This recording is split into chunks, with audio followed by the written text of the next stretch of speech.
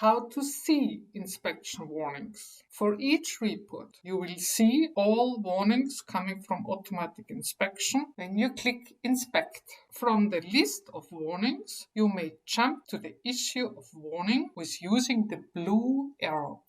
And you may directly do your corrections. You may also see the warnings from inspection in the overview when warnings from automatic inspection is activated, or in the graph by a red frame at the symbol and the warning text when moving the mouse over the symbols. As I mentioned, inspection rules will focus on the completeness of reports. Besides, there is the evaluation feature with which the plausibility of chosen entries will be checked. Warnings coming from evaluation rules will be included to the warnings from automatic inspection under a subheadline. Both tools do not replace the individual control of reports. So you may find individual controller remarks on issues which cannot be checked by these tools, e.g. if the composition of any not pure fraction is plausible. See the videos